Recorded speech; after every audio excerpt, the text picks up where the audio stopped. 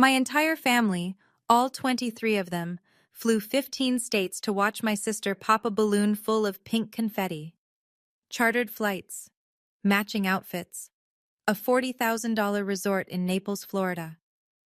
1 month later, not a single one of them drove 2 hours to watch me get married. Too exhausting, my mother said. We just traveled, my father added. Maybe next time, my sister texted, with a laughing emoji. 34 days after that, my phone lit up with 215 missed calls, texts, and voicemails from every last one of them. They'd just found out who my husband really was. And suddenly, 2 hours didn't seem so far. But here's what none of them knew. And what I'm about to tell you, the distance was never the problem. They were. Before I go on, if this story hits close to home, take a moment to like and subscribe, only if you genuinely connect with it. Drop your location and local time in the comments. I'd love to know where you're listening from. My name is Stella, I'm 31, and this is how I lost my family, and found out I never really had one. Let me take you back to a Saturday in March, the day I realized I'd been auditioning for a role I was never going to get.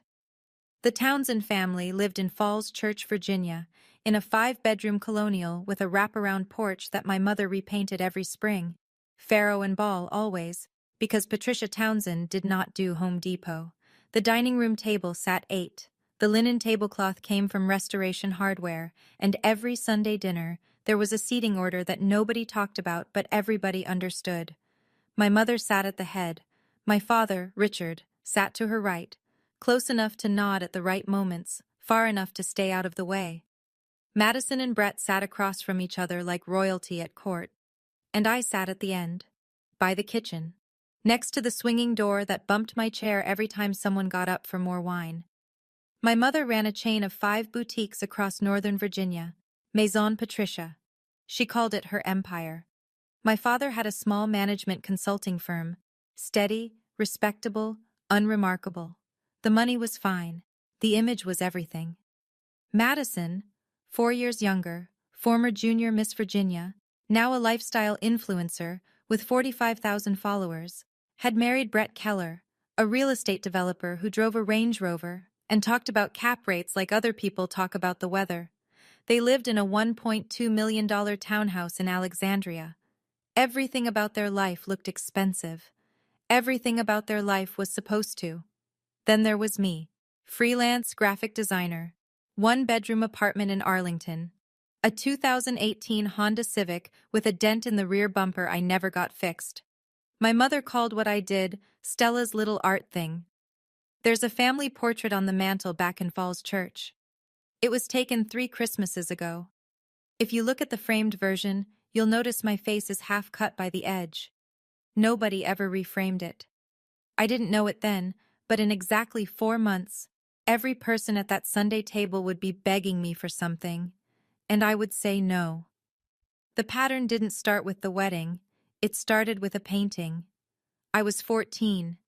The Virginia statewide Young Artists competition had 1,200 entries that year, and mine won first place. An oil landscape of the Shenandoah Valley I'd spent 4 months on. My art teacher, Mrs. Calloway, cried when they called my name. My mother had promised she'd be in the 3rd row. She wasn't. The 3rd row was empty. The whole section was empty. While I stood on that stage at the Richmond Convention Center, holding a plaque with my name engraved in brass, my mother was 40 miles away at a bridal shop with Madison, getting her fitted for the Junior Miss Virginia pageant. Mrs. Calloway drove me home that night. I walked through the front door holding my plaque, and my mother looked up from the couch where she was pinning Madison's sash and said, "Oh, sweetie, I'm so sorry, but Madison's pageant is in 2 weeks, you understand? Your little painting will still be there tomorrow." It wasn't there tomorrow. It was never hung anywhere. Not in the hallway, not in the living room, not even in my bedroom.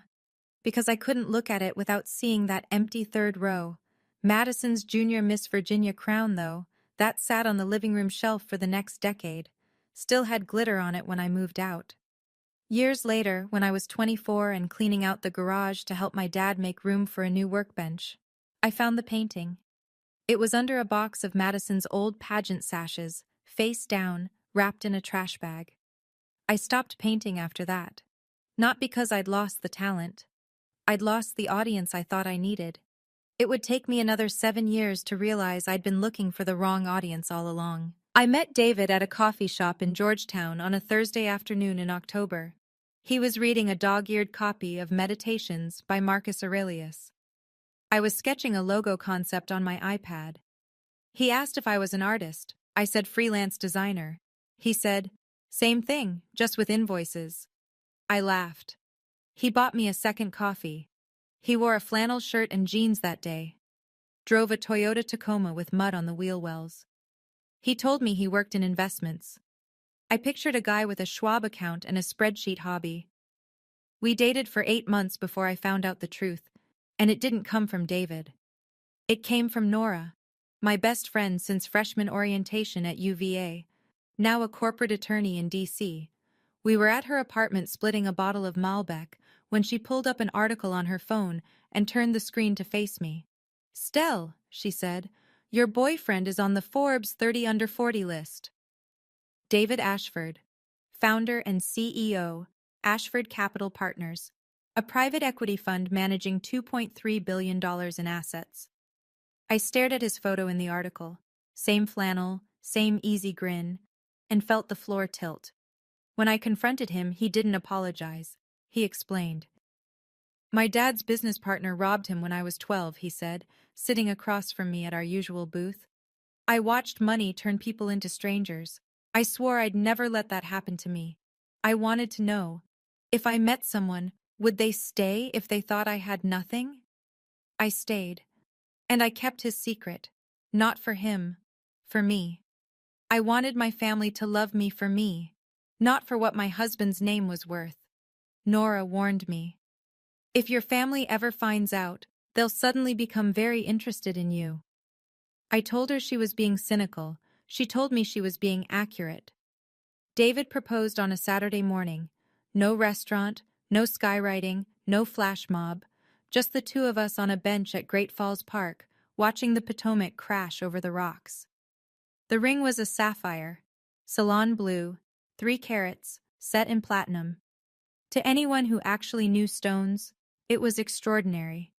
To my family, it looked nice. I posted a photo to the family group chat that evening.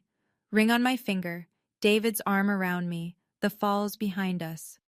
I typed, "He asked," I said yes. My mother's response came 14 minutes later. "That's nice, sweetie." Then, immediately, "Girls, has anyone finalized the color palette for Madison's reveal? I'm thinking blush and gold. Thoughts?" That was it. That was my engagement announcement in the Townsend family. When Madison got engaged 2 years earlier, my mother hired a photographer to capture Brett on one knee at the Jefferson Memorial. She threw an engagement party for 80 people at their country club. She posted 14 times on Instagram in a single weekend. I know because I liked every single one. For me, a heart emoji and a pivot to balloon colors. I sent out wedding invitations 3 months before the date. Willowbrook Vineyard, Virginia. A beautiful property in the Shenandoah foothills, exactly 1 hour and 50 minutes from Falls Church by car. I chose it because the wisteria bloomed in March, and the ceremony arbor overlooked the Blue Ridge. Also because it was close to home, easy to get to, no planes required. 6 weeks passed. Not a single RSVP came back. I started calling. My father picked up on the third ring and hemmed for 30 seconds before he said, "Your mother thinks it might conflict with Madison's schedule." "Madison's baby isn't due for 4 months, Dad." Silence. Long, heavy, familiar silence. I should have seen it then. But hope makes you keep your eyes half shut when they should be wide open. Madison's gender reveal was held at the Ritz-Carlton in Naples, Florida. Event planner, balloon arch that cost more than my monthly rent, a live jazz band, drone footage of the confetti drop over the Gulf. My mother had the whole thing catered with a raw bar and a 6-tier cake in the shape of a baby carriage. 23 family members flew in. Aunt Linda from Connecticut, Aunt Rachel from Oregon, Uncle Jim from Washington State. Cousins I hadn't seen since my grandmother's funeral showed up in matching blush sundresses because Patricia Townsend had sent a group email with a mood board and a mandatory dress code. I flew down too. Paid for my own ticket, my own hotel room, sat at a table near the kitchen, the same position at every family function, just with better lighting. David came with me. He wore a navy polo and khakis. Nobody asked him a single question all night, except Brett, who leaned across the table during dessert and said, "So what do you do?" "Investments," David said. Brett smirked. "Like a day trader thing?" David sipped his wine. "Something like that." Then Brett turned to his buddy Greg across the table and started in on his favorite topic, himself. "I'm trying to get a meeting with Ashford Capital," he said, loosening his tie. "Biggest PE fund doing coastal development on the East Coast. If I land them, we're talking generational wealth." He slapped the table. "Whoever runs that fund, I'd kill to get 15 minutes with him." David sat 3 feet away. I squeezed his hand under the tablecloth. He didn't flinch. I overheard my mother near the cake table telling Aunt Linda the total cost, $40,000. She'd contributed $15,000 of it herself. "Nothing but the best for my Maddie," she said, dabbing her eyes with a monogrammed cocktail napkin. I thought about my wedding invitations, sitting unanswered in 23 mailboxes, and I clapped when the confetti fell. The RSVPs started coming back 4 weeks before my wedding. Every single one said the same thing: decline. "Aunt Linda, we just flew to Florida last month, sweetie. We're completely travel exhausted." Connecticut to Virginia is a 4-hour drive. Connecticut to Naples is a 3-hour flight. But exhaustion, apparently, is directional. Aunt Rachel: "It's just so far for a weekend, Stell." She'd flown 5 hours from Portland for a gender reveal. A 2-hour drive to Virginia was far. Madison: "I'm pregnant, Stell. I can't be bouncing around. Send pics, though." She was 5 months along, the same 5 months along she was when she flew to Florida and danced until midnight in heels. My father texted, "I'll try, Stella. You know how things are." He didn't try. He didn't come. And then, 10 days before the wedding, my mother called. I recorded the call. Virginia is a one-party consent state, and Nora, my attorney best friend, had told me months ago to start documenting. I didn't know why at the time. I just trusted her. "Honey," my mother said, her voice dipped in that saccharine tone she used when she was about to say something cruel. "It's just a small ceremony anyway, right? It's not like Madison's reveal. That was a real event. Don't take it personally." I held the phone away from my face and looked at the invitation on my desk. Cream cardstock, gold lettering, Willowbrook Vineyard, March 15th, the date my life was supposed to change. 23 invitations, 23 declines, and my mother had the composure to call my wedding not a real event. I didn't cry that night. I opened my laptop and screenshotted every text, every RSVP card, every excuse. I saved them in a folder on Google Drive. Nora had told me, "Document everything, not for revenge, for clarity." I didn't know yet how clear things would get. Willowbrook Vineyard sat on 32 acres of rolling green in the Shenandoah foothills. The ceremony arbor was draped in wisteria, purple and white, cascading like something out of a painting I might have done once, when I still painted. 60 white chairs, 30 on the left for David's side, 30 on the right for mine. David's side filled up by 3:15. His mother, Margaret, a retired Georgetown law professor, sat in the front row in a champagne-colored Oscar de la Renta sheath. His brother flew in from San Francisco. His college roommate, his CFO, his best friend from summer camp in Maine. 30 chairs, 30 people.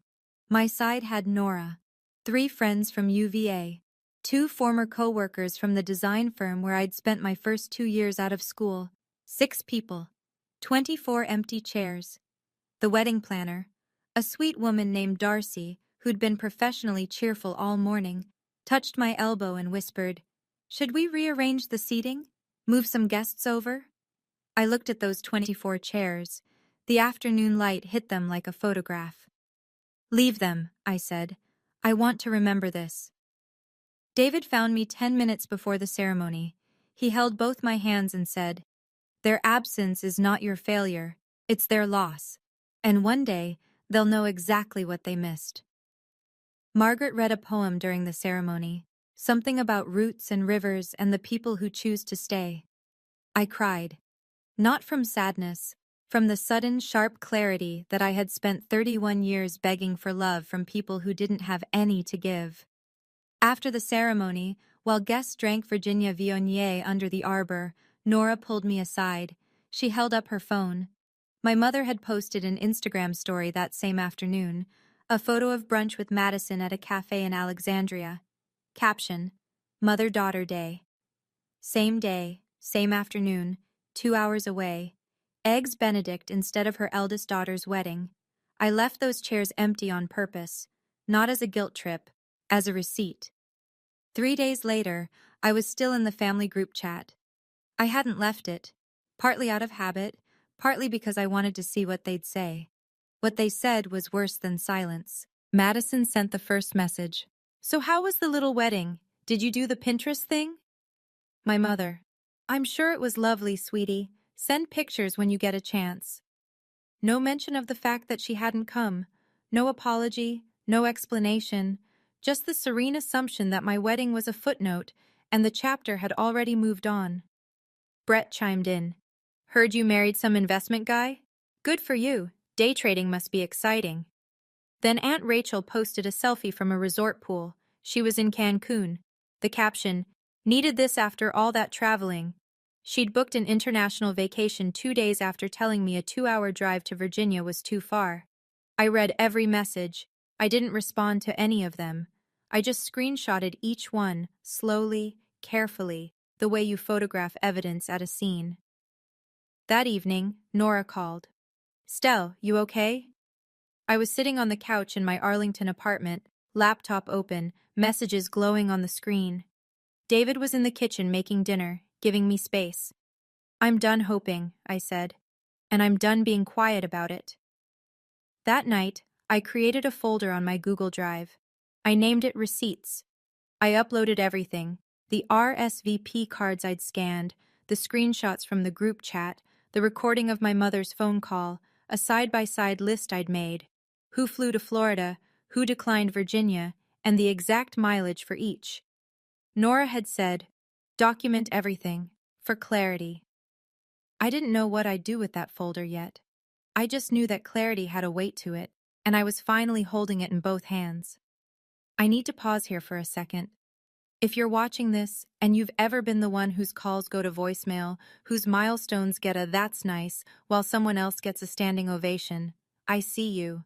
Hit that like button, not for the algorithm, but because your story matters too. Now, what happened next?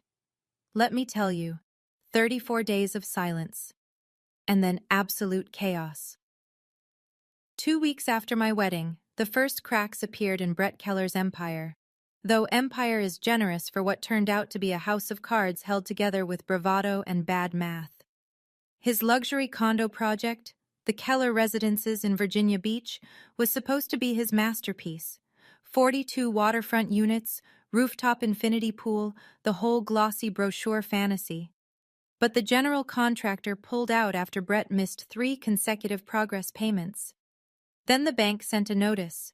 Produce $1.8 million within 60 days, or face foreclosure on the construction loan.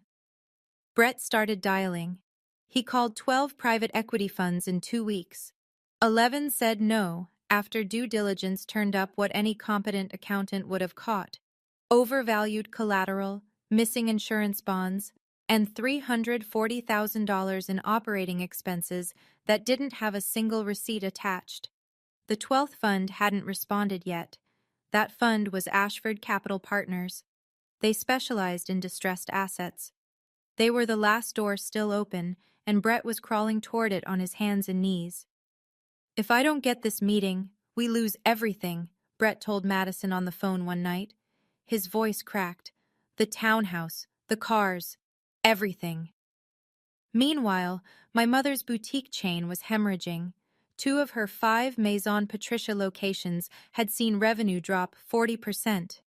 Lease renewals were coming due, and her landlords weren't negotiating. She needed a cash infusion of at least $200,000, money she didn't have and couldn't borrow. And my father, quiet, passive Richard, had just lost his firm's largest consulting client. He didn't know yet that the client had connections to David's network. Nobody knew yet. That was the thing about dominoes. You don't hear them falling until the last one hits the floor. The family that wouldn't drive 2 hours for my wedding was about to discover that the answer to all their problems was sitting across from me at the breakfast table every morning. It happened on a Tuesday. Brett's business partner, Greg Mitchell, was putting together a pitch deck for Ashford Capital. Standard prep work, research the fund, learn the portfolio, find an angle. He pulled up the firm's website, then Googled David Ashford, CEO, Ashford Capital. The Forbes article loaded first. 30 under 40 in private equity. A profile photo of David, clean-shaven, confident, wearing a sport coat over a white shirt. The same face, the same eyes, the same quiet half-smile Greg had seen at a dinner table in Naples, Florida, 3 months ago. Greg stared at the screen. Then he turned his laptop toward Brett and said, "Isn't this the guy from your wife's sister's wedding invite? The one in the flannel at the gender reveal?" Brett leaned in.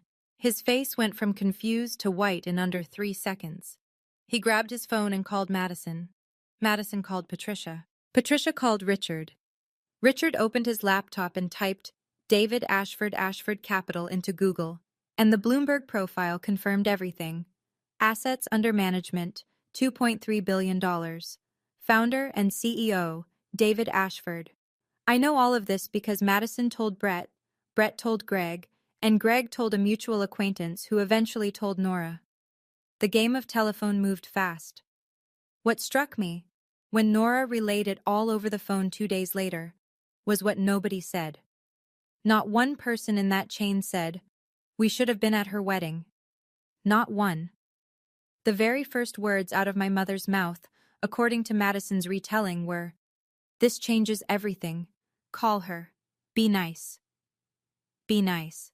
After 31 years of being invisible, my mother's instruction to the family wasn't apologize, it was be strategic. I'm not sure what hurt more, the original absence or the calculated return. Day 34, a Saturday morning in late April. I woke up to my phone vibrating on the nightstand like it was trying to escape. The screen was dense with notifications, a wall of names I hadn't seen light up my phone in over a month. I picked it up and scrolled.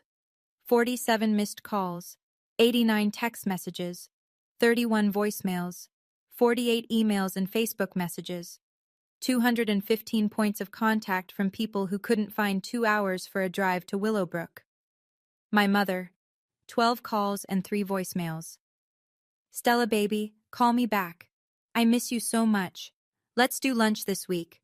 Bring David. We'd love to get to know him better." Madison, "OMG.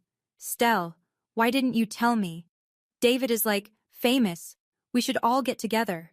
Brett would love to meet him properly." Brett, the same man who'd called David a day trader 3 months earlier, left a voicemail that sounded like he'd rehearsed it in the mirror. "Hey Stella, it's Brett. Listen, I think David and I got off on the wrong foot. I'd really love to buy him a drink, talk shop, man to man." Aunt Linda, who'd been travel exhausted. "We feel terrible about missing the wedding. When can we visit?" Aunt Rachel, fresh off Cancun. "Stella, thinking of you. Let's plan something soon." My father sent a single text. "I'm sorry, Stella. I should have been there." He was the only one who mentioned the wedding, but even his timing, 34 days later, the exact same week the Forbes article circulated, felt less like remorse and more like recalculation. David sat beside me on the bed, reading over my shoulder. He didn't tell me what to do. He just said, "Your call. Whatever you decide, I'm with you." I set the phone face down on the nightstand. 2 hours had been too far from my wedding. But a phone call to a billionaire's wife? Suddenly no distance at all. I didn't answer a single one. The doorbell rang on a Thursday morning. I wasn't expecting anyone. I opened it and found my mother standing in the hallway of my Arlington apartment building, holding a Williams-Sonoma gift basket and wearing a Chanel tweed jacket I'd seen her buy online last fall when she thought I wasn't paying attention. "Stella!" She pulled me into a hug, tight, theatrical, the kind of embrace she reserved for public performances. "I've missed you so much, baby." She walked in without waiting to be invited. Her eyes moved fast, cataloging the apartment. 1 bedroom, IKEA shelving, a desk covered in client mock-ups. Then her gaze snagged on the painting above the couch, an abstract oil piece in deep blues and silvers. She glanced at it and moved on. She didn't know it was an original by a Georgetown gallery artist, a wedding gift from Margaret Ashford. It had cost $45,000. My mother walked right past it. She set the gift basket on the counter and pivoted to the reason she'd come. "So, David works in finance? Brett says he's quite accomplished. We'd love to have you both over for dinner, at our house, like family." "You want to have dinner," I said. "As family, the family that didn't come to my wedding." "Oh, honey, let's not dwell on that. You know how busy everyone was." She waved her hand like she was brushing crumbs off a tablecloth. "Now tell me about David's work. Is he—" "Mom." I stepped forward. "You didn't come here because you miss me. You came because you Googled my husband." Her smile tightened. For 1 second, the mask slipped. I saw the flash of irritation she usually reserved for store managers who questioned her returns. "That's unfair, Stella. I'm your mother." "Then act like one." I held the door open. She stood there for 3 full seconds before she picked up her gift basket and left. Through the window, I watched her get into her car. And in the passenger seat, waiting, was Madison. They'd come together. They'd planned this. "You forgot my art show, my graduation, and my wedding. But you remembered my husband's net worth. I made a note of that." When sweetness didn't work, my mother switched to pressure. Within 48 hours of my closing the door on her, every phone I owned started ringing with a coordinated campaign that would have impressed a political action committee. Madison called first. "Stell, Mom is really hurt. You're being selfish. All she wanted was dinner. Is that really so terrible?" Then Brett, via email, and he CC'd Madison, as if this were a board meeting. "Stella, I think there's been a misunderstanding. I'd love to discuss a potential business synergy with David. This could benefit the entire family. Let's set up a call." Aunt Linda. "Stella, don't be difficult. Your mother cares about you." My father, by text. "Please just come to dinner. It'll blow over." And Aunt Rachel, the one who'd flown to Cancun instead of my wedding, posted on Facebook that week, "Family is everything," and tagged me in it, publicly, so everyone could see how devoted she was. I blocked 8 numbers. They called from new ones. I blocked those too.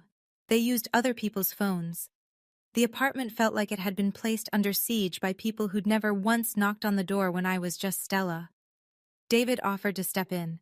He could have made one phone call, one sentence from the CEO of Ashford Capital, and it all would have stopped. I said no. "If you fight this for me, they'll never respect me. They'll just fear you. That's not what I want." He didn't push it. He made me dinner instead. Pasta with lemon and capers, and a glass of the same Viognier we'd served at the vineyard. We ate in silence, and the silence felt like a fortress. They thought I was being stubborn. They had no idea I was being deliberate. The voicemail came at 11:14 on a Wednesday night. My mother's voice was trembling, soft and fractured in a way I'd heard maybe 3 times in my life. "Stella, I know I haven't been perfect.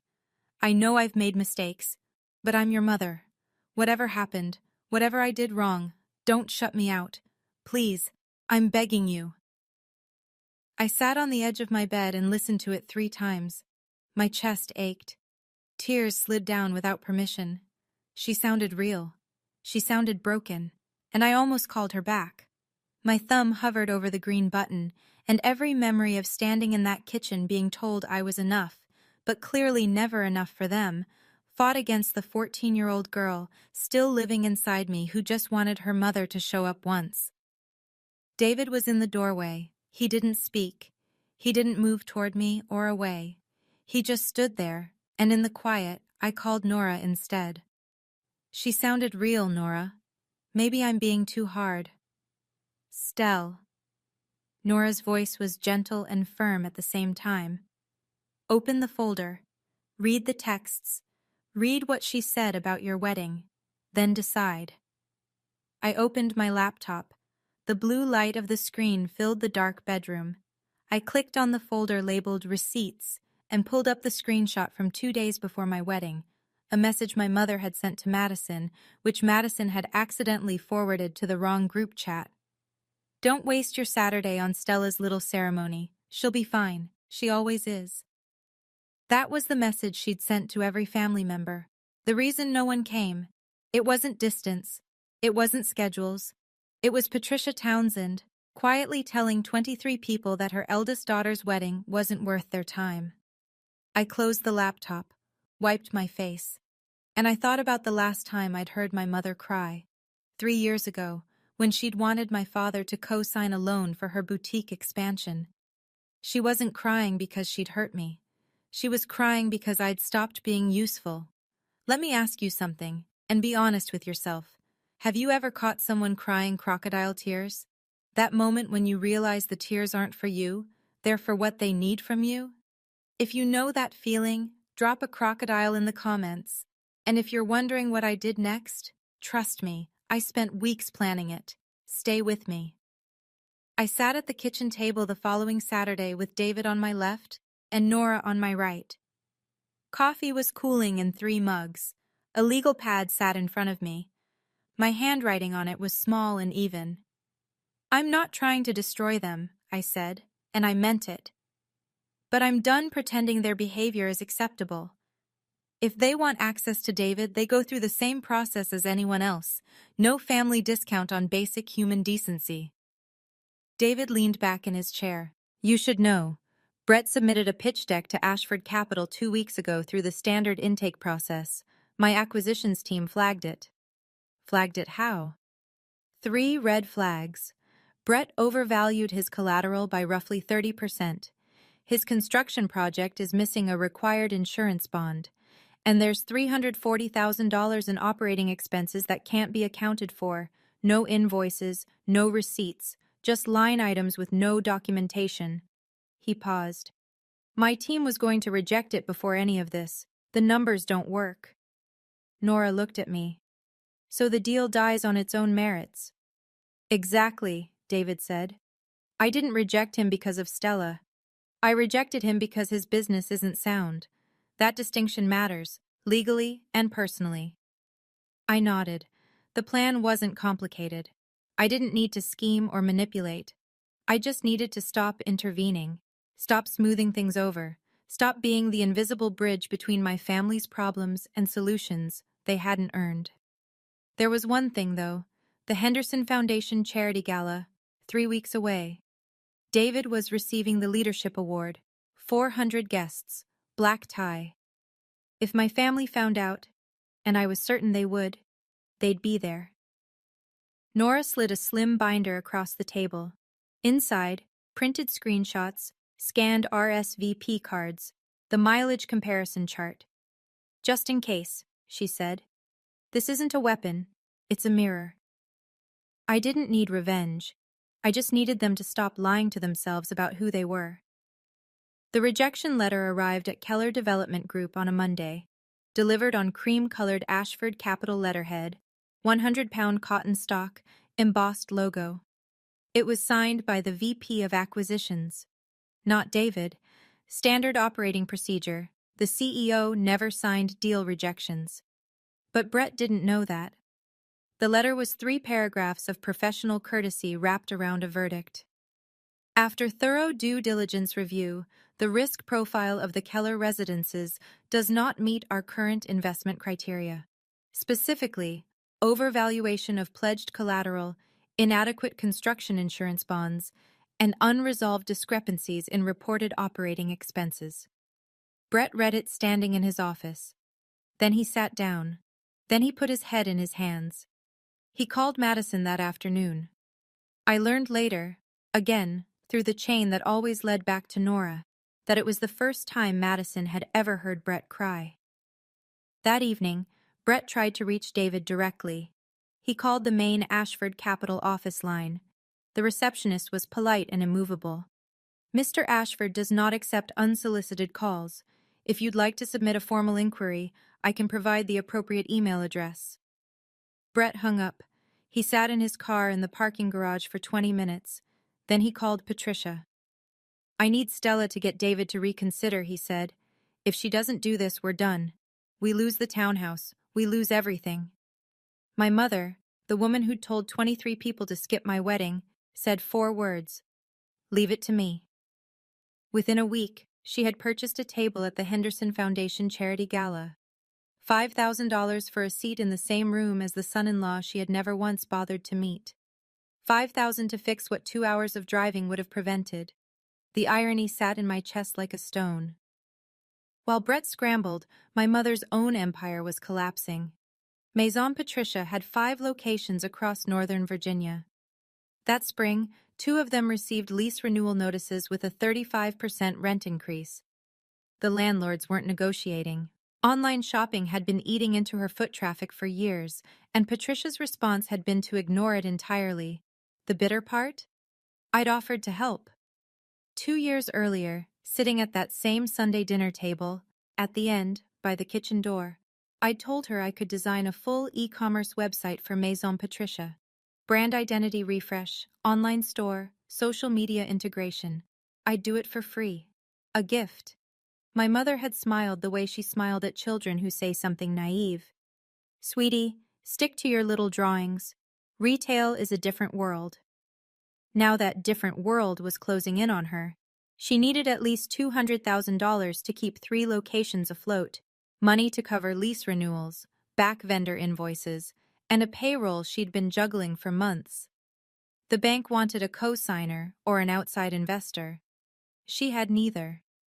When she heard Brett talking about Ashford Capital, something clicked in her mind. I could see it forming, even from a distance, the calculation, the pivot. If David could save Brett's project, maybe he could save her boutiques too. 2 problems. 1 billionaire son-in-law. She called my father that evening. We need to be at that gala, whatever it costs. Richard had a contact at the Henderson Foundation. He bought the table. $5,000 Patricia didn't have, charged to a credit card she was already behind on. Margaret Ashford called me the day after the purchase went through. Darling, she said, a Townsend just reserved a table at the gala. Is that your family? I looked out the window at the Potomac, silver in the afternoon light. It was. The night before the gala, I stood in the Georgetown penthouse trying on the dress David had picked out for me. Carolina Herrera. Black. Floor length. A clean, quiet kind of beautiful. The kind that doesn't announce itself but stays in the room long after you've left. I still kept my 1 bedroom in Arlington. I hadn't given it up. That's who I was before, I'd told David once. I don't want to forget her. The penthouse had floor-to-ceiling windows overlooking the Potomac. The lights on the Kennedy Center shimmered across the water. I stood in front of the full-length mirror in the foyer and looked at myself. 31. Carolina Herrera. Sapphire ring catching the lamplight. And all I could see was 14-year-old Stella on a stage in Richmond, holding a brass plaque, staring at an empty row of chairs. David came up behind me. You don't have to say anything to them tomorrow. Just being there is enough. No, I said. I adjusted the neckline. They need to hear it, not for me, for the version of me that stood on that stage at 14 and went home with her art teacher. The doorbell rang at 9. Nora. She had the binder with her, the printed receipts folder, neatly organized, tabbed, enclosed in a slim black cover. She set it on the marble kitchen counter and said, "Just in case." I picked it up. It was light. A few pages of screenshots, a handful of scanned RSVP cards, a transcription of one phone call. That was all. But every page held the weight of a promise someone had broken and never bothered to mend. I looked at myself in the mirror one last time. I'd spent 31 years making myself small enough to fit their expectations. Tomorrow, I'd stand full height. The Henderson Foundation Charity Gala was held at the National Building Museum in Washington, D.C., a cathedral of a building with Corinthian columns rising 75 feet into a vaulted ceiling, 400 guests in black tie, a chamber orchestra playing Debussy near the south atrium, Dom Perignon on every table, $500,000 raised for education nonprofits before the first speech was even given. David and I arrived by town car. He wore a custom Tom Ford tuxedo. I carried a small Bottega Veneta clutch, just big enough for my phone and a few folded pages. Inside, the room hummed with power. CEOs, fund managers, 2 sitting senators, a former cabinet secretary. They all knew David. They shook his hand, kissed my cheek, congratulated us on the award. "You must be Stella," one silver-haired woman said. "David never stops talking about you." I smiled. I shook hands. And across the room, at table 14, pressed against the far wall like an afterthought, I saw them. My mother, in a red dress from Nordstrom, trying its hardest to look like something more. Brett, in a suit that pulled across his shoulders. Madison, 6 months pregnant, clutching her small handbag. My father, sitting with his hands in his lap, staring at the tablecloth. They hadn't seen me yet. They were scanning the room, looking for David Ashford, the name on the program, the face from the Forbes article. They didn't know I was already here, standing 20 feet away, watching them search. The MC stepped to the podium. "Ladies and gentlemen, please welcome tonight's honoree, the founder of Ashford Capital Partners and this year's Henderson Leadership Award recipient, David Ashford." David stood. I stood with him. 400 people applauded. And at table 14, my mother's champagne glass froze halfway to her lips. For the first time in my life, I saw something on her face I'd never seen before. Fear. David spoke for 5 minutes. He was gracious, precise, and warm in the way only someone who genuinely doesn't care about applause can be. He talked about the Henderson Foundation's work in underfunded schools. He talked about the responsibility of capital. He made a room full of powerful people laugh twice and reflect once. Then he paused. He looked directly at me. "I want to close by thanking the person who reminds me every day that success isn't measured by what you build. It's measured by who stands beside you when you had nothing. My wife, Stella." The spotlight found me. I stood. 400 people rose in a wave of applause that filled the vast hall from the marble floor to the vaulted ceiling. At table 14, my mother had gone pale. Madison gripped Brett's arm so tightly her knuckles showed white. Brett's jaw was locked. My father looked down at his plate, as though the answer to his entire life might be written on the porcelain. After the speech, I watched them move. Patricia stood first, straightening her dress, lifting her chin, plastering on the bright, glossy smile she wore like armor. She cut through the crowd with Madison and Brett trailing behind her like a motorcade. "Stella!" She threw her arms wide. "Oh my God, look at you! We are so proud of you, honey!" She reached for me in front of 3 couples who were clearly watching, an embrace designed for witnesses. I didn't move. My arms stayed at my sides. "Hi, Mom. Strange seeing you here. You couldn't make it to Virginia, but DC works?" The smile cracked, just slightly. "Oh, don't be silly. We're here to support you. You're here because Brett's company needs $4.2 million. The sentence landed like a dropped glass on marble. The 3 couples turned. 2 Henderson board members, standing just behind my mother, went very still. The silence lasted 3 seconds, but it held the weight of 31 years. My mother recovered fast. She always did.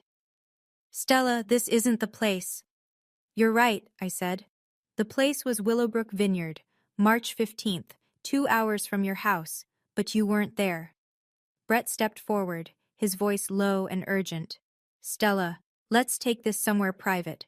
I have a proposal for David. I opened my clutch. I took out a single folded page and held it out to him. This is the text you sent Madison the week of my wedding. You called it Stella's little thing. Your exact words were, "Why would I waste a Saturday on that?" Brett took the paper like it was hot. That's taken out of context. I turned to my mother. My voice was steady. I wasn't shaking. I wasn't loud. And this, I said, pulling out a second page, is the message you sent to every family member, telling them not to come. Don't waste your Saturday on Stella's little ceremony. She'll be fine. She always is. Patricia's mouth opened. Nothing came out. Then, That's not... Mom, I have the screenshot. Madison forwarded it by accident. I saved it. Madison started to cry. Stell, you're making a scene. I looked at my sister, beautiful, pregnant, frightened, and said, No, Madison, you made a scene. It was pink, it cost $40,000, and everyone flew to Florida for it. I just wanted 2 hours of their time. I got none. The group around us had grown. A Henderson board member stood 3 feet to my left. A Washington Business Journal reporter was 10 feet behind my mother. Nobody spoke. Nobody intervened. They just listened. I folded the pages, slid them back into the clutch, and snapped it shut. You didn't come to my wedding because it wasn't worth your time. You're here tonight because my husband is worth your money. I know the difference. And now, so does everyone in this room. Brett dropped the pretense. His voice cracked open like wet plaster. Stella, come on. This is business. You can't let personal feelings ruin a deal worth millions. David stepped forward. He'd been standing 5 feet behind me the entire time, hands clasped, watching. His voice was calm, boardroom calm, the kind that makes powerful men go quiet. The deal was rejected 3 weeks ago, Mr. Keller. Your financials didn't meet our criteria. It had nothing to do with Stella. Brett stared at him. You can't... The words went nowhere. He looked like a man who'd walked into a wall he couldn't see. My mother tried one last play.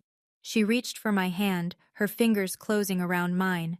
Honey, I'm your mother. You can't do this to family.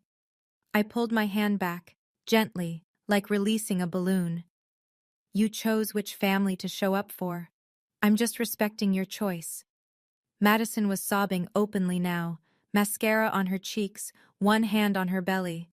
This isn't fair, Stella. I'm about to have a baby. And I hope you show up for her, I said, the way nobody showed up for me. The room held its breath. My father hadn't spoken a word. He stood at the edge of the group, slightly behind Brett, hands in his pockets. Finally, he said it, the thing he should have said 34 days ago in a vineyard under the wisteria. Stella, I'm sorry. I should have come. I looked at him, and for 1 second, one brief, honest second, I wanted to believe him. I wanted to be that 14-year-old girl who still thought her father was just quiet, not complicit. I know, Dad, but sorry 34 days late at a billionaire's gala isn't sorry. It's strategy.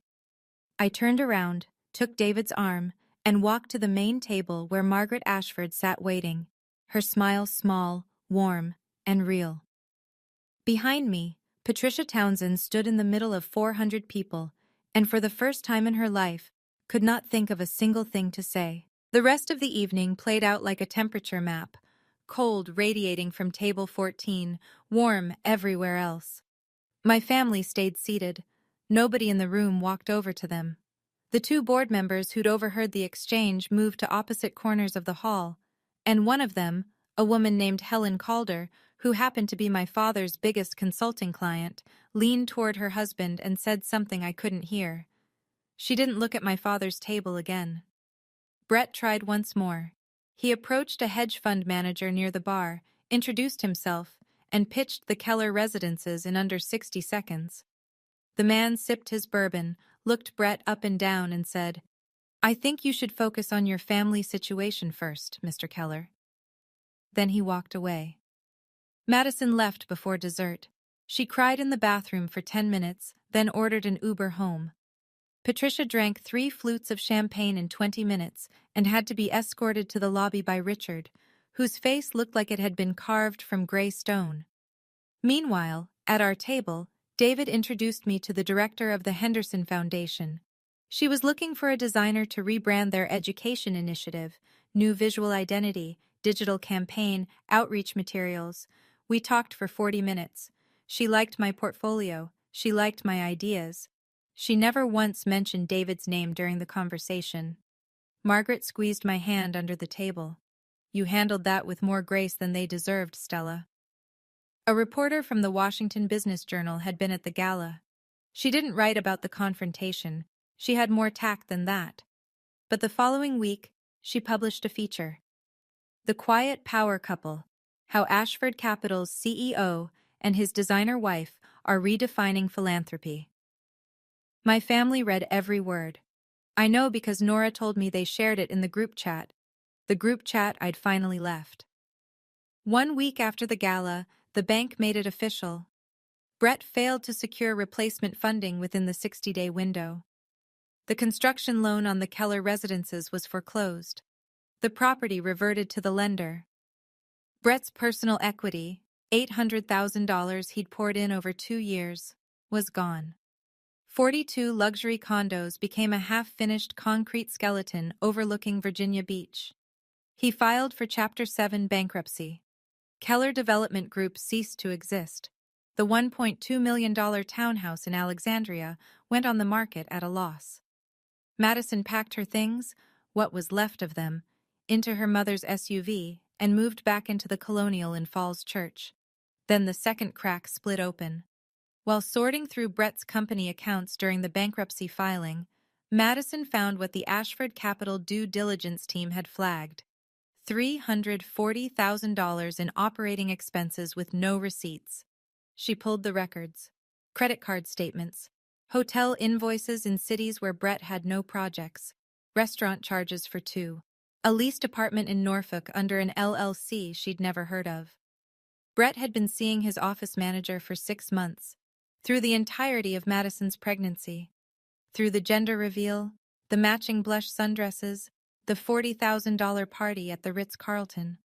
Madison called me at 2 in the morning. Her voice was raw, stripped of the Instagram inflection, the casual entitlement, the easy confidence of being the family favorite. Stell, I didn't know about any of it. I'm so sorry. Not about David, about everything. About you. I listened. I didn't hang up. I didn't comfort her either. I'll think about it, Madison, but not tonight. I set the phone down. David was awake beside me, watching the ceiling. That was the first real thing my sister had said to me in years. But one phone call, at 2 a.m., with everything burning down around her, didn't erase what 27 years of silence had built. Maison Patricia closed 2 locations by the end of May. The lease renewals came and went without signatures. The Tyson's Corner store went dark on a Tuesday. The Fairfax shop followed the next week. Racks that once held silk blouses and Italian leather bags were stripped to bare metal. A lease available sign went up in each window before the month was out. 3 stores remained, but they were bleeding. The social fallout was quieter and deeper. The country club set in Falls Church operated on gossip the way most ecosystems operate on oxygen. Someone who'd been at the gala, or who knew someone who'd been at the gala, told someone at the spring luncheon committee what Patricia had done. She told her whole family not to go to her own daughter's wedding, and the daughter married a billionaire. That sentence moved through Patricia's social circle like a slow-acting poison. The committee chair called her the following week. We feel the committee needs fresh energy this season, Patricia. I'm sure you understand. Helen Calder, the board member, my father's biggest client, moved her consulting contract to a different firm. She told Richard directly, I need someone I can trust with my family business. He didn't argue. He couldn't. My mother tried one final play on social media. She posted a childhood photo of me, gap-toothed, paint on my fingers, grinning into the camera at age 7, with a caption, "My beautiful firstborn, so proud of everything you've become." I reported the post. Then I blocked her account. There was a moment, Nora told me about it later, when Patricia sat alone in the main Maison Patricia location after closing time. The fluorescent lights hummed. The racks were half empty. The mirrors reflected a woman sitting on a velvet ottoman with no audience and no script. "When did I become this person?" she reportedly asked the empty store. But she still didn't call me to apologize. She called to ask if I'd reconsider having David look at her business plan. That told me everything I needed to know. 3 weeks after the gala, I sat down at the desk in my Arlington apartment, the one I still kept, the one with the client mock-ups and the chipped IKEA lamp, and I wrote letters, one for each of them. By hand, on Crane & Company cream stationery, with a Mont Blanc pen Margaret had given me as a wedding gift. Nora reviewed the final drafts, not for sentiment, for legal clarity. She struck one line that could have been construed as a threat, and softened two others that edged into accusation. What remained was clean. The letter said, "I'm not writing this out of anger. I'm writing this out of clarity. For 31 years, I waited for this family to see me. I made myself smaller, quieter, more convenient, hoping one day it would be enough. It never was. You flew 15 states for a gender reveal. You couldn't drive 2 hours for my wedding. You found my husband in 34 days. But you never found me in 31 years. I wish you well, I genuinely do. But I won't be available anymore. Not for dinners, not for holidays, not for business proposals. This isn't punishment. This is peace. I don't need you to understand. I just need you to stop knocking on a door I've finally closed." I mailed 5 copies via USPS certified mail. Return receipt requested. Tracking numbers recorded. Delivery confirmations saved. Then I changed my phone number, blocked every family account on every platform. Nora became the sole emergency contact, medical situations only. David held me that evening on the balcony of the Georgetown penthouse. The Potomac moved below us, dark and steady. I leaned into him and breathed, fully, deeply, and realized something I couldn't have explained to anyone who hadn't lived it. For the first time in 31 years, I wasn't waiting for anyone to show up. And the quiet that followed wasn't emptiness. It was the sound of a door closing on the right side. 6 months later, here's where the dominoes landed. Brett's Chapter 7 was approved by the court in August. His Virginia developer's license was revoked due to documented financial mismanagement. The divorce papers followed in September. Madison filed, citing the affair and the concealed debts. The asset division was brief because there was nothing left to divide. Madison had the baby in July. A girl. She named her Hope. She moved in with Patricia, took a part-time job at a retail store in Fairfax, her first paycheck since her pageant days. She didn't contact me. She respected the boundary. But she sent a birthday card through Nora in October. It said, "I understand now. I hope someday you'll let me try again. No rush. M." Patricia shuttered a third boutique in September. 2 locations remained, both operating at a loss. She sold her Chanel jacket on Poshmark for $1,200. Her country club membership lapsed, and she didn't renew it. The friends she'd cultivated for 30 years turned out to be the kind of friends who required a functioning credit line to maintain. My father lost 2 more consulting clients by fall. He began downsizing, let his office assistant go, moved to a shared workspace. He sent a letter to me through Nora. It didn't ask for money. It just asked to talk. I didn't respond. But I didn't throw it away either. And me. I signed a design contract with the Henderson Foundation, a full rebranding of their national education initiative. It was the largest project of my career, and I earned it on portfolio, not on pedigree. David and I bought a house in the Virginia countryside, 40 minutes from Falls Church, but a world apart. He still drove the Tacoma on weekends. I converted the sunroom into a studio. Above the fireplace in the living room, I hung a painting, an oil landscape of the Shenandoah Valley, painted by a 14-year-old girl who had won first place and waited 17 years for someone to notice. It took that long to hang it. Not because I'd forgotten about it, because I'd finally found a wall that deserved it. The card arrived through Nora on a Friday in November, handwritten on craft paper, no envelope from Hallmark, no logo, just Madison's handwriting, which I hadn't seen since she used to leave notes on my bedroom door in middle school. Stell. I named her Hope because I want to be a different kind of mother than the one we had. I don't expect forgiveness. I just want you to know I'm trying. If it takes years, I'll wait. M. Inside the card was a Polaroid of baby Hope.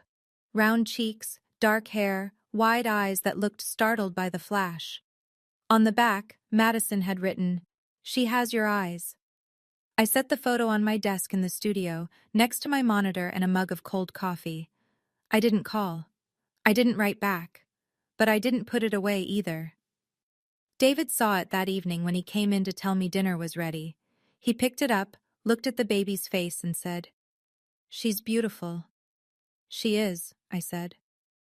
"And I hope Madison gives her what we never got. Someone who shows up." I thought about that for a long time after he left the room. About what it means to leave a door unlocked without opening it. About the difference between forgiveness and access. About how a boundary isn't a wall. It's a gate with a lock. And only I hold the key. Madison might change. She was already changing. The 2 a.m. phone call, the handwritten card, the quiet respect for a line I'd drawn. Or she might not. People sometimes crack open and then seal back up, and you can't build your life around someone else's potential. I didn't close the door because I stopped caring. I closed it because I finally started caring about myself. I'm sitting on the porch as I tell you this. Virginia countryside in late autumn. The oaks have gone copper and gold, and the Blue Ridge sits on the horizon like a watercolor someone left out to dry. There's a mug of coffee in my hand. The good kind, the French press David makes every evening, because he says the ritual calms him after a long day of being the person everyone in the financial world wants 15 minutes with. He's inside right now, making pasta. He still makes the lemon and caper recipe from that night in Arlington, the night I blocked 8 phone numbers and ate dinner in silence with the only person who'd never once asked me to be smaller. I scroll through my contacts sometimes. Nora, David, Margaret, a handful of college friends, the Henderson Foundation team. My phone is quieter than it used to be. The group chat is gone, the Sunday dinners are gone, the empty chair at the end of the table is gone, because I finally got up from it. My mother was right about one thing. My wedding wasn't like Madison's.